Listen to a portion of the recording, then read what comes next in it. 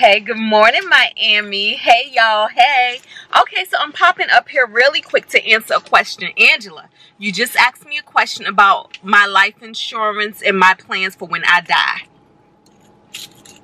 And what I think other people should do when they die. I don't know. But you know me, I'm budget life through and through. I feel like you should save all the money possible, even in death. So I'm not very well versed on this. I did not do a whole lot of research or make a whole lot of plans, but tentatively this is my initial plan. What I do have is my regular life insurance through my job. I have not purchased any extra life insurance. And I did try to do the extra life insurance through my job because, you know, they give you the base. Sorry. That's your seatbelt. You. All right. So they give you the base. So I just basically went with the base. I did do the whole thing to upgrade my base, but then I got too lazy and never did do the physical thing that they want you to do. Now, you did that, right? Yeah. You have extra life insurance? No, I had extra life insurance. You don't have it anymore. Why you take it off? I'm gonna need more money if something happened to you. Why you take it off? But when you did do it though, you had to do the extra physical and stuff, right? The whole thing. To see where you're at, to make sure that you're insurable. Yes, I'm not dying. You're not already dying and you're trying to get a quick come up. Yes, yes. So yeah. So I didn't go and do that part because it was just a matter of scheduling it, and I just sometimes I get super lazy and procrastinate forever. Term is pretty good. What's the difference between term and whole life insurance? Do you know? Remember, there's no such thing as whole life insurance. I think what happens is towards the end, you don't have nothing. Mm-hmm. And the term is just a 30-day fix, like a 30-year life insurance. But you're supposed to do some savings in between, and you know. Okay, so I need to look that up because I don't know. I do know that Dave Ramsey definitely recommends one and definitely does not recommend the other. Now, let me tell you something about my family. My family never really had life insurance, right? So when my grandfather passed away, he did not have life insurance at all. Term, whole, he had nothing. And I think that he had something that he was about to fill out, but then never mailed it off, and then he passed away from a heart attack that obviously nobody knew he was about to have. So with his funeral, we ended up having to pay for the funeral. So with my grandmother, she does have a policy, but I don't even know if it's term or life or whole or whatever, but she has a policy, but it's only a policy that will pretty much cover her funeral costs, her burial costs. So it's only $10,000. And I believe she had a reason why she only wanted to do that amount. Honestly, I feel like she doesn't want people fighting over the money. You know how you hear so many stories about when somebody passes away, the family fights over the money and everything. So I think she made it so that it wasn't going to be enough to fight about. But I don't believe that's the right answer. I believe that you should have a will and you should put some things in place, just like your budget, that says what you want to be done with every dollar of your money when you pass away. What I'm gonna do, because I'm a veteran, I'm gonna be buried in a military burial ground. So that's gonna be free. So my headstone's gonna be free, my burial plot is gonna be free, and the whatever expenses are associated with getting me to that burial plot will be free. My grandfather is buried in Quantico. He was in the military as well, so he's buried at Quantico, and that was free. And that's where my grandma is going to be buried with him, so that will be free for her. And I will be buried there, so that will be free for me. And yeah, I'm going to go that route. And so do I think you should prepay for a burial plot? I'm going to say this. If you know you don't have life insurance, you might as well prepay for as much as possible. But do your research. Make sure you are not getting hustled. We do know that inflation, prices are always going to go up. So I do believe that when you go ahead and lock in a rate now, you're paying for your rate today, for whatever the rates are today, and not the rates in the future. I feel that if you can alleviate that burden from your family, that's an awesome thing.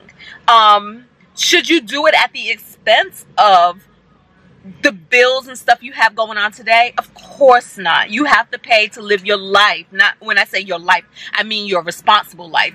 Your food, shelter, utilities, transportation. I'm not saying your life like I gotta go on a vacation. No, I do believe that you paying for a burial plot or something like that is a little bit higher priority than vacation.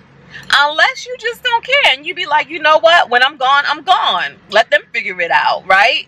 But I just think generationally, it's always nice when we can take those burdens off of family members, because a lot of times in our community, we suffer. I don't know if suffer is the right word, but we suffer from lack of planning. Lack of generational planning. A lot of times y'all heard the saying, when somebody passes, where other families inherit wealth and they inherit heirlooms and things like that, we inherit debt.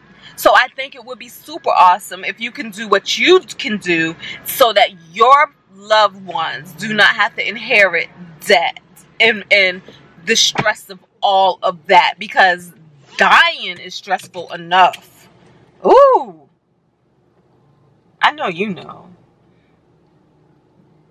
What you taking a picture of? The struggle that I need to go through in DC. Oh, really? His AC struggles because he like it to be freezing. 69, so his things are 69. I like it to be tropical, so my side is on 75. And about that time to be freezing up in these streets. He acting like he's sweating and stuff. You're not. But, yeah. When your grandmother passed away, did she have anything in place? Yeah, she had something, but I didn't know what, because we all had to come up with some money. I don't think she had anything. Yeah. That's very common. There's a lot of insurance out there that's no good. A lot. Wow. The only thing I know term works, but it's a 30-year fix, you know? But in 30 days, you should plan. You should have all your bills paid off. You should have no mortgage, no car payments, all your debt is low.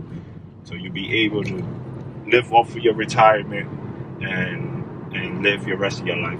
Yeah, so those are just my thoughts and my opinions. And once again, like he said, they all had to come up with something to help with those expenses. And I feel like that is so common in minority communities, where we all have to band together and come up with something just to afford a death.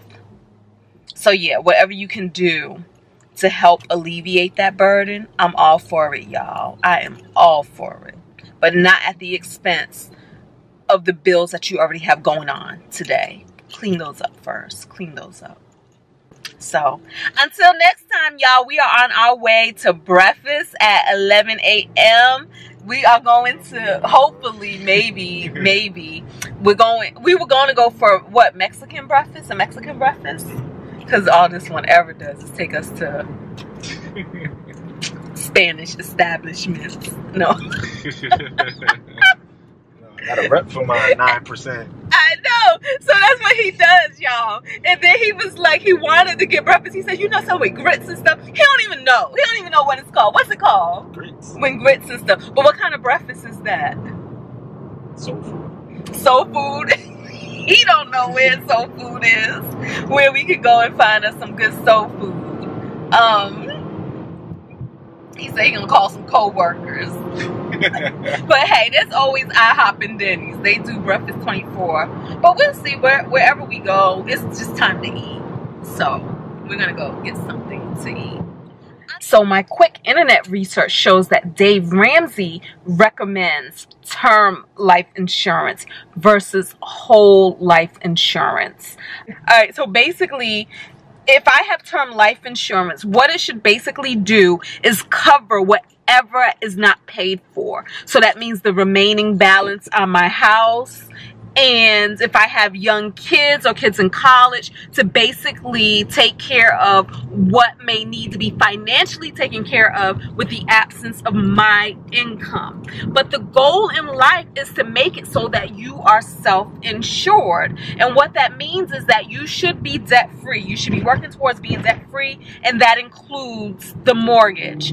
So let's say in 10, 20 years, I'm living a life where I have no debt, my house is paid for, and all of that. So when I pass away, guess what? I don't have to leave this big pile of cash behind because my estate doesn't owe anybody anything. So right now, it's almost like the goal of my insurance should be that if I pass today, can my insurance cover my estate so that my family doesn't have to figure it out? Like, they don't have to rush to sell a house or rush to do this or rush to do that to pay off my debts. So that's what you should aim for at the end of the day. And I must say, without even knowing it, I'm on track for that. I am on track for that. The amount of insurance that I have through my employer is enough to pay off the remaining balance of my home and leave some extra money behind. Until next time, y'all, thank y'all for watching. Don't forget to thumbs up. Don't forget to like. Don't forget to subscribe. And if you guys know anything about life insurance and what your plans are, talk. Let us know, because obviously this is going to be an educational experience for all of us. Like I said, obviously I haven't done a lot of research. So whatever you may know, let's talk about it in the comments and everything, and put our brains together and come up with a best plan of action. All right, y'all.